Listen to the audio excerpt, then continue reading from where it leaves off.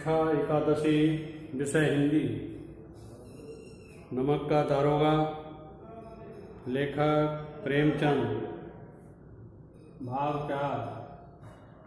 दुनिया सोती थी से लेकर के बात भी नहीं की, यहाँ तक अवतरण का अध्ययन करेंगे। दुनिया सोती थी पर दुनिया की जीभ जागती थी। सवेरे देखिए तो बालक वृद्ध सबके मुंह से यही बात सुनाई देती थी। जिसे देखिए वही पंडित जी के इस व्यवहार पर टीका टिप्पणी कर रहा था।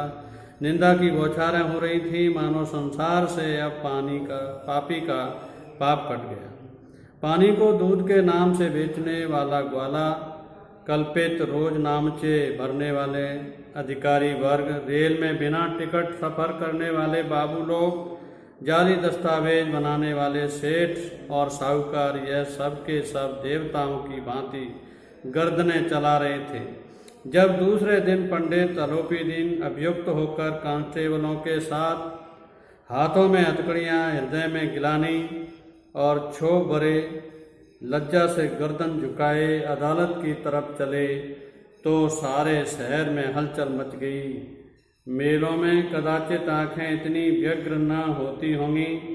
भीड़ के मारे छत और दीवार में कोई भेद न रहा, किंतु अदालत में पहुंचने की देर थी। पंडित अलोपीदीन इस अगाध वन के सिंह थे।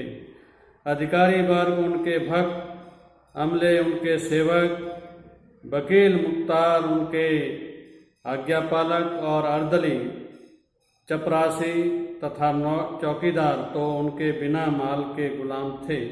उन्हें देखते ही लोग चारों तरफ से दौड़े। सभी लोग विस्मित हो रहे थे, इसलिए नहीं कि अलोपीदीन ने क्यों यह कर्म किया, बल्कि इसलिए कि वह कानून के पंजे में कैसे आए।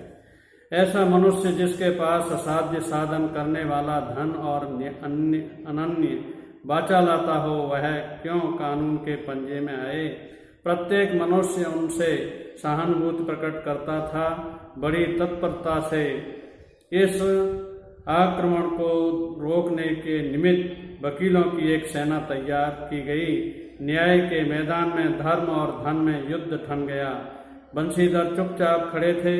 उनके पास सत्य के सिवा न कोई बल था, न स्पष्ट भाषण के अतिरिक्त कोई शस्त्र गवाह थे, किंतु लोभ से डामाडोल। यहाँ तक कि मुंशी जी को न्याय भी अपनी ओर से कुछ खिंचा हुआ दिख पड़ता था। वह न्याय का दरबार था, परंतु उसके कर्मचारियों पर पक्षपात का नशा छाया हुआ था। किंतु पक्षपात और न्याय का क्या मेल। जहाँ पक्षपात हो वहाँ न्याय की कल्पना भी नहीं की जा सकती। मुकदमा शीघ्र ही समाप्त हो गया। डिप्टी मजिस्ट्रेट ने अपनी तजवीज में लिखा, पंडित अलोपीदीन के विरुद्ध दिए गए प्रमाण निर्मूल और भ्रमात्मक हैं। वह एक बड़े भारी आदमी हैं। यह बात कल्पना के बाहर है कि उन्होंने थोड़े लाभ के लिए ऐसा दुस्साहस किया हो। यद्यपि नमक के दारोगा मुंशी बंशीधर का अधिक दोष नहीं है, लेकिन यह बड़े खेद की बात है कि उसकी उद्दंडता और विचारहीनता के कारण एक भले मानुष को कष्ट झेलना पड़ा। हम प्रसन्न हैं कि वह अपने काम से सजग और सचेत रहता है, किंतु नमक से मुकदमे की बढ़ी हुई नमक हलाली ने उसके विवेक और बुद्धि को भ्रष्ट कर दिया। भविष्य में उसे होशियार रहना चाहिए। वकीलों ने यह फैसला सुना और उछल पड़े। पंडित अलोपीदीन मुस्कुराते हुए बाहर निकले। स्वजन बांधवों ने रुपयों की लूट की उदारता का सागर उमड़ पड़ा। उसकी लहरों ने अदालत की नींव तक हिला दी। जब बंशीधर बाहर निकले तो चारों ओर से उनके ऊपर व्यंग्य बाणों की वर्षा होने लगी। चपरासियों ने झुक झुक कर सलाम किए, किंतु इस समय एक एक कटुवाक्य, एक एक संकेत उनकी गर्वांगनी को प्रज्वलित कर रहा था। कदाचित इस मुकदमे में सफल होकर वह इस तरह अकड़ते हुए न चलते, आज उन्हें संसार का एक खेदजनक विचित्र अनुभव हुआ। न्याय और विद्वता, लंबी चौड़ी उपाधियां, बड़ी बड़ी दाढ़ियां और ढीले चौंगे एक भी सच्चे आदर के पात्र नहीं हैं। बंशीधर ने धन से बैर मोल लिया था, उसका मूल्य चुकाना अनिवार्य था। कठिनता से 1 सप्ताह बीता होगा कि मुअत्तली का परवाना आ पहुंचा। कार्य परायणता का दंड मिला। बेचारे भग्न हृदय शोक और खेद से व्यथित घर को चले। बूढ़े मुंशी तो पहले से ही कुड़बुड़ा रहे थे कि चलते चलते इस लड़के को समझाया था, लेकिन इसने एक न सुनी, सब मनमानी करता है। हम तो कलवार और कसाई के तकाते सहे, बुढ़ापे में भगत बनकर बैठे और वहाँ बस वही सूखी तनख्वाह। हमने भी तो नौकरी की है और कोई ओहदेदार नहीं थे, लेकिन काम किया, दिल खोल कर किया, और आप ईमानदार बनने चले हैं। घर में चाहे अंधेरा हो, मस्जिद में अवश्य दिया जलाएंगे। खेद है, ऐसी समझ पर पढ़ना लिखना सब अकारत गया।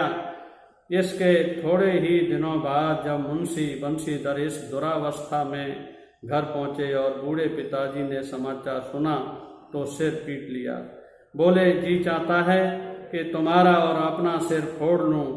बहुत देर तक पछता कर हाथ मलते रहे। क्रोध में कुछ कठोर बातें भी कहीं, और यदि बंशीधर वहां से टल न जाते तो अवश्य ही यह क्रोध विकट रूप धारण करता। वृद्धा माता को भी दुख हुआ। जगन्नाथ और रामेश्वर यात्रा की कामनाएं मिट्टी में मिल गईं। पत्नी ने तो कई दिनों तक सीधे मुंह से बात भी नहीं की। कुछ यहाँ शब्दार्थ हैं, इनको देखिए। भांति यानी तरह, लज्जा यानी शर्म, और अर्दली यानी सेवक, विस्मित, आश्चर्यचकित, आक्रमण, हमला, तजवीज, निर्णय, अदालत, न्यायालय, वैर, दुश्मनी, तनख्वाह, वेतन। इसके बाद बोध प्रश्न अपनी अपनी उत्तर पुस्तिका में लिखिए, साथ साथ लिखते जाएंगे।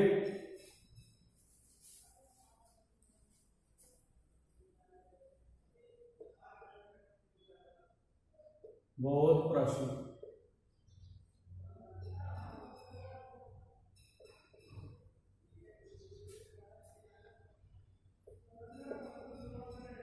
न्याय के मैदान में किसमें युद्ध थम गया? किसमें युद्ध थम गया? इसका उत्तर है, न्याय के मैदान में धर्म और धन में युद्ध थम गया। दूसरा प्रश्न, पंडित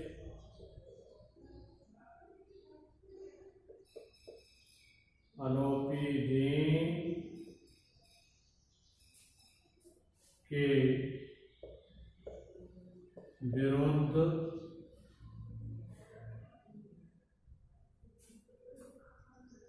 दिए गए प्रमाण कैसे हैं? पंडित अलोपी, इसका उत्तर है, पंडित अलोपी जी के विरुद्ध दिए गए प्रमाण निर्मूल और भ्रमात्मक हैं। तीसरा प्रश्न, किसकी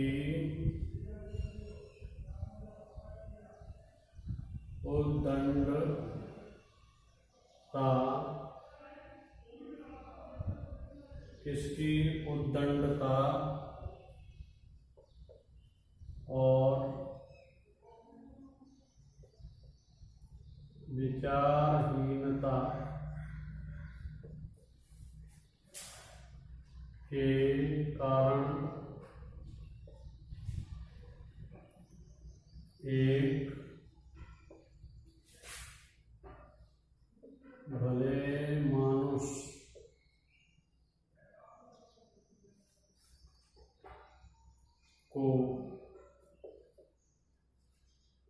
कष्ट झेलना पड़ा। इसका उत्तर होगा बंशीधर की उद्दंडता और विचारहीनता के कारण एक भले मनुष्य को कष्ट झेलना पड़ा। चौथा प्रश्न, बंशीधर ने किससे बैर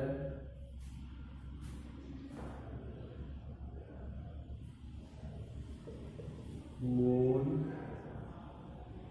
लिया था? इसका उत्तर है बंशीधर ने धन से बैर मोल लिया था। पांचवा प्रश्न, वृद्ध माता पिता की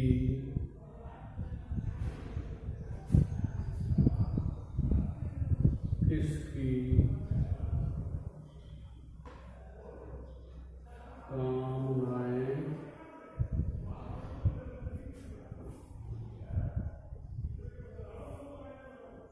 मिट्टी में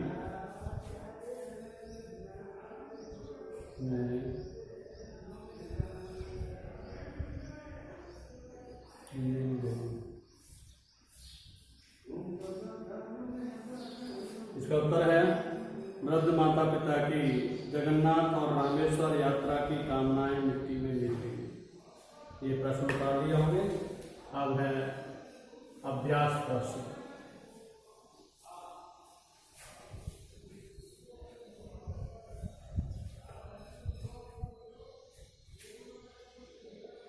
अभ्यास प्रश्न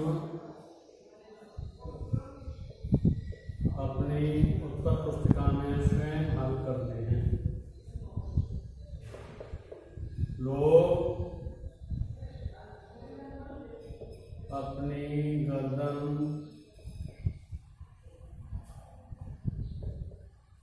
किनकी भांति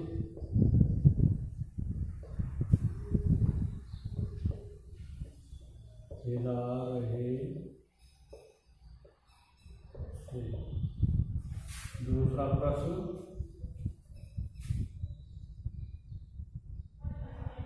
पंडित आरोपी दीन को हिरासत में लेने की खबर सुनकर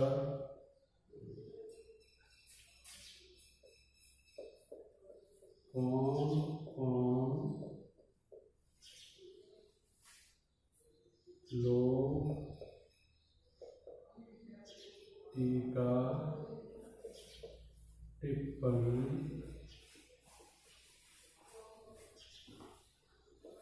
करने लगे थे? तीसरा प्रश्न, बंशीधर की न्यायालय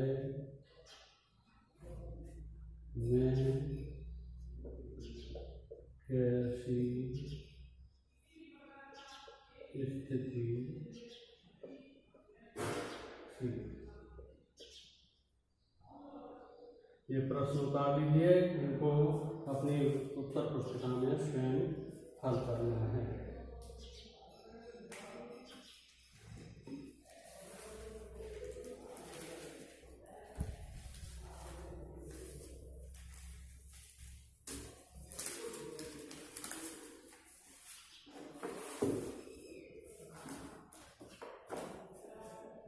धन्यवाद।